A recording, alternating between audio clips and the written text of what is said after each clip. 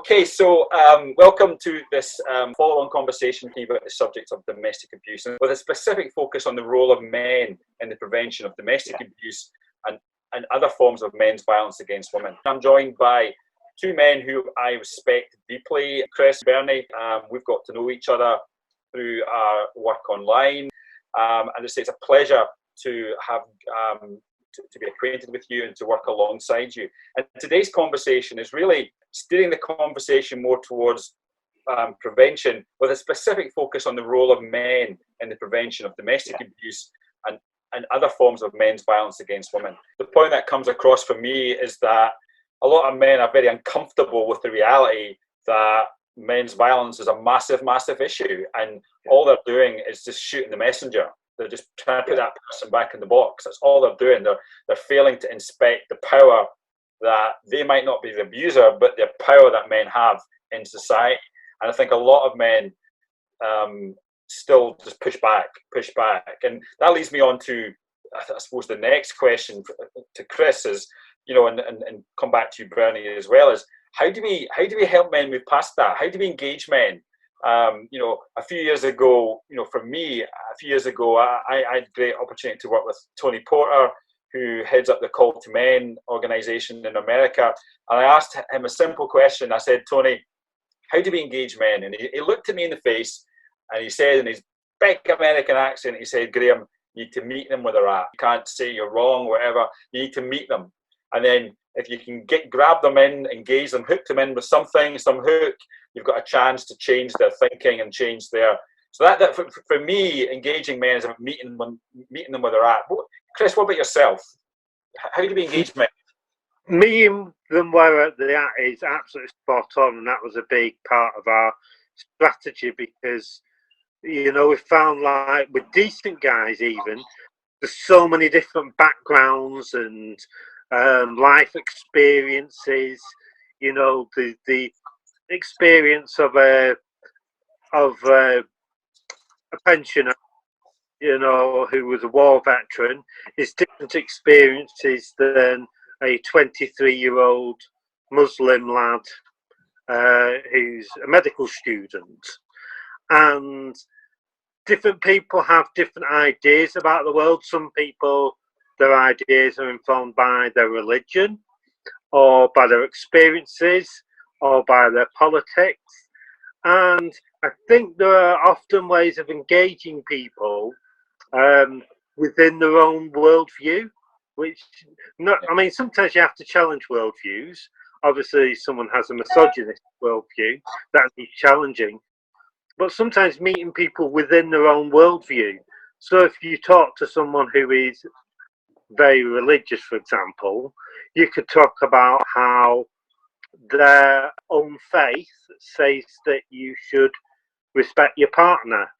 You could so someone who's a Catholic or a Christian, you could say about the teachings of Jesus about respecting your partner. That's part of the faith. Someone who is perhaps politically conservative, then you can talk about how violence against women is like a law and order issue. And if their big thing is like, oh, we believe in law and order, that's an important thing to them. We can say how it's important within that to someone who's, say, a socialist or a liberal. We can say, well, it's within your beliefs about equality, sexism goes completely against. Yeah.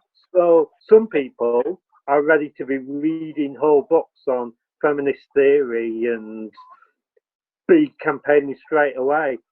Other people, they've just accepted as a problem, and they need a next step.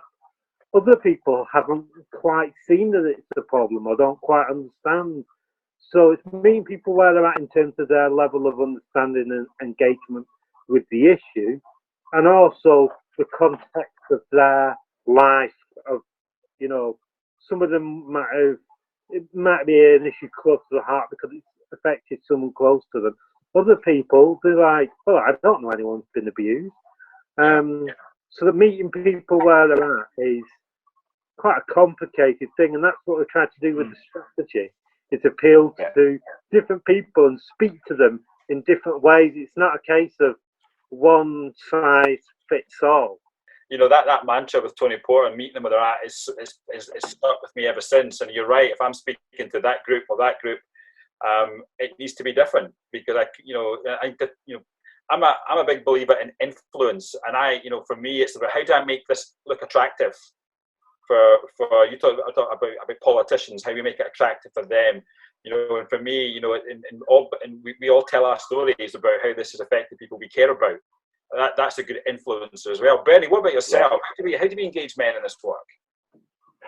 I think you're absolutely right, Chris. Meet them where they're at, and exactly what you said, Graham. We need to start from whatever that position is, because every single one of us has had different experiences, family experiences. We may have grown up in a house where violence is the norm, but not necessarily realised that it's unusual. And I think we're adapting to a new normal at the moment. Imagine if your whole life has been violence in one form or another, whoever it's perpetrated by within the family, that kind of coercive control, that kind of worry about walking on eggshells all the time. If that's what you're then going to look for in a relationship, then it's going to be perpetrated by whoever. So you're right. Let's start by, I suppose, educating through storytelling is what I do. That's what brings in my bread and butter. That's what helps. I think in terms of what I do, and in terms of how older men who are slightly more kind of understanding of what's going on with the world of domestic violence, I think our role is twofold. One is to lead by example, and secondly is to tell stories and inform, and that's the main way that I do things. I constantly try and think about my language, the way I speak to people, the way I discuss things, the way I bring things into focus. One of the other things I do is to promote women as often as I possibly can, to kind of, with the idea that, I don't read things like Andy Nab. I don't read things about the SAS. I tend to read books that are written by women because I like them. But on International Women's Day, celebrate amazing things that women do, to kind of make, to kind of not necessarily ram it down people's throats, but to say, you can have a different opinion. Just because you're a man or just because you're a woman doesn't mean you only have to like that gendered material. Open your eyes a bit, learn a little bit about the rest of life, and here's a way you can do it. And I often talk about what can we talked about how we can engage men, and we talked about creating space and men at different levels, men in different positions, looking at culture, backgrounds, a whole range of things. But what can men do? Some of my top tips for what men can do. The first thing I did was do the knowledge. I went and Chris talked about it, read books, learn about it. Every day there's something in the papers, online, about these issues. So I'm a great believer in asking questions. It's what you learn after you think you know all that counts. For me, I speak to my daughters. I speak to my wife. In my early days doing this work, I spoke to my daughters about their experiences. So I've learned about their experiences and thought to myself, wow, does that really happen? But like what you, Chris, talked about, things started to become more visible. One thing I did years ago, and I would encourage a lot, this is where the discomfort, I think, for a lot of men can come, is have the courage to look inwards. And Bernie, you talked at the start about how you were you're a bad lad, if that's the phrase you want to talk about, or whatever it was. But, all of us have said things that are maybe sexist, misogynistic, homophobic in our past. But we're often created by our situation. But I think when you start to see things as abuse or as power and privilege, then you have to realise you can't go back, you have to go forward. And I think that for me is, moving from the discomfort to angry. What's helped me move forward is to be uncomfortable and seeing the extent of the problem, but then getting angry because it's affecting people, women that I care about. Men can do is be the guidepost for your son about what it means to be a man, notions of masculinity, but also be a guidepost for your daughter as well. If you're in a relationship, your daughter's learning from you about how people are going to treat her in the future. So anything else from you, Chris? Give us your top thing that any man can do now after this talk to speak up, to get more involved in this work. Well, in the situation we're in at the moment, there's some things that we might normally be able to do we can't do, but there's still a lot that we can do. I mean, if you've got some spare money, if you're not one of the people that is, you know, some people survive on 80% of their income, but some people like me are still working full time, even doing overtime. So if you've got any spare money, it's a particularly good time, and you've got a lot of time at home. It's a brilliant opportunity to just go to like Women's Aid's website, like White Ribbon and Jackson Katz, you know, watching his TED talk.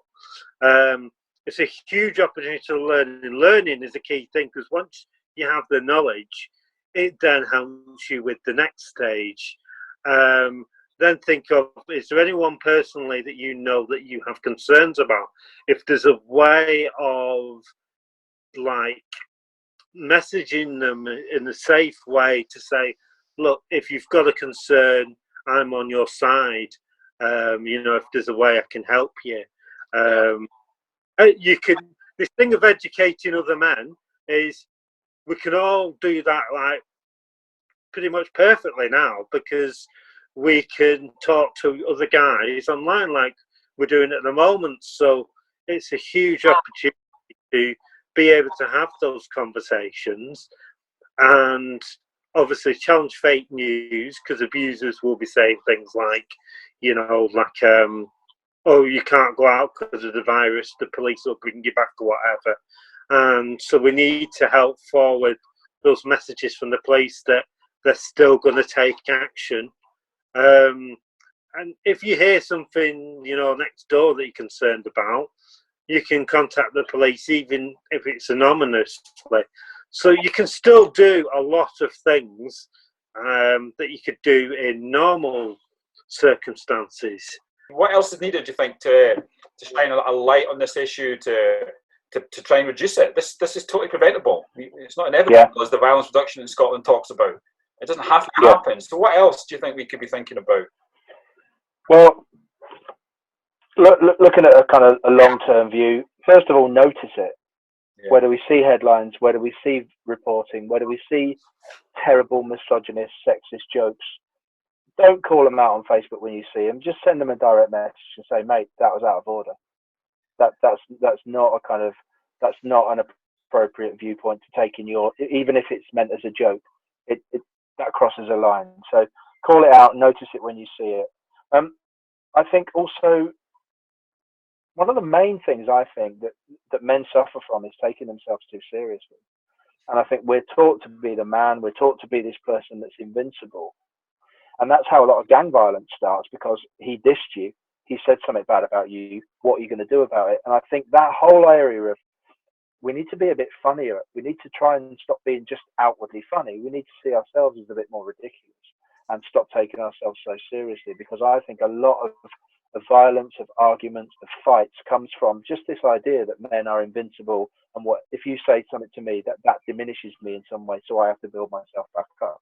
And you see that in things like the SAS Who Dares Wins, that whole macho culture and all that kind of take it on the chin nonsense. Let's stop taking ourselves so seriously. Yeah. I think it's something that's a long road, but I just think that kind of idea, you need to be able to laugh at yourself. Otherwise, you end up getting into a lot more fights than you really need to. Yeah. I think that's important. You know, for me, it's how we engage society. You know, I still meet people who still don't realise that controlling behaviour is against the law. You know, I do a lot of training where people still don't think that is against the law. So there's a lot of awareness raising. You know, I spent many years as a CID officer in the police, and I would be often interviewing witnesses who would say things to me like, I knew something was going to happen. I could tell this wasn't going to end well. So I think, you know, you both of you you've talked about how we can equip people with a narrative. You know, what's your advice to a friend who may have a friend who's going through domestic abuse, or discloses to you they've been a domestic abuse? You know, what do you think is the top thing you could say to a victim? You know, because I think that's important. That it's an opening statement. You know, for me, it's not your fault. You didn't deserve this. You know, anything else you can add to that? I believe you, and I'm on your side. Yeah. Okay. So so the reality is that people don't routinely make this stuff up. So I believe you is important. I trust what you're saying. Bernie, anything else? If you need me, I'm here, and if I can get any information to you, any support links, then just let me know. I think it's important that we lean into the issue. We don't run away from it. Oh, that isn't my business. That's the first advice. Not my problem. Yeah, that's the worst possible thing. To this issue, and actually, having worked with survivors in this country and particularly in America, they often say they actually want people to acknowledge what they've seen or they've heard about. So they want people to lean into the issue and then to validate the experience. That you didn't deserve this. Yeah. Both of you have highlighted perpetrators' responsibility. It's not the victim's responsibility. It's not their fault. So how about saying something like, you didn't deserve that? Because that's a massive boost of power back to that victim who has lost power. And I think we can all refer people, these women's organisations, Women's Aid in Scotland, Rape Crisis Centres, other organisations. Refuge. Respect for men. We have Abused Men in Scotland as well, who look out for male survivors and victims. We can get help as friends from them, but we can also refer our friends to these organisations. So there's lots of things. And Benny, you talked about a friend who might be behaving inappropriately. We've got to be careful about that around domestic abuse, that we don't put victims in more harm. That's an important thing. So I think being the guide, being the role model, and just being that good, respectful person. But I often use, and I was taught this by my wife's a social worker, and she uses the phrase "connect before correct." And you use that phrase, "Hey mate, that's not right." So check in with your friend. You're my best friend. I've known you for X number of years. That's the connection. Then correct. But by the way, what was that about? That was wrong. We need more men to challenge other men's behaviour. Yeah. All we're doing by focusing on perpetrators is we're just whacking the moles. We're playing that game. All we're doing is whacking the moles. We need to reduce the moles. And we reduce that by challenging people's behaviour way before it becomes the criminal act. Bear in mind, it doesn't have to be unlawful for it to be wrong. So let's not wait. Let's challenge it way down. Let's sweat the small stuff in many ways. I'm not saying verbal abuse and other things is small, because that is big in the eyes of a victim. But that's where if we challenge it there, that's where we can really make a difference for the long term. Listen, Benny and Chris, thank you for taking the time on this lovely, with the sun shining in Scotland today. It's fantastic. But thank you for taking your time to come and speak to us today. These are macro problems, big problems that require macro solutions. We need to start thinking not just about looking at the individuals. We need to look at the communities and societies. We need to really look at the public health approach to tackling domestic abuse and other forms of violence, violence in general. I think there's great opportunities for society to get engaged in this work. And for those listening, the advice that Chris has given, that Bernie's given, go and do the knowledge, learn about this stuff. It's so eye-opening, and move from the discomfort to a place of action. That takes guts. That takes courage. That's leadership. We need more leadership, especially from men, on these issues. It takes courage to challenge a friend. It takes courage to be that respectful person. Sometimes that's leadership. So let's all seek more effective and better leadership from men in society. We can make a massive difference to male suicide, to men's violence against women, to men's violence against men. They're all connected. So thank you for your time this afternoon. Okay. Thanks very much. Really enjoyed it. Thanks for the opportunity. Thanks very much for your time, Chris and Bernie, and let's speak soon again. Okay. Okay.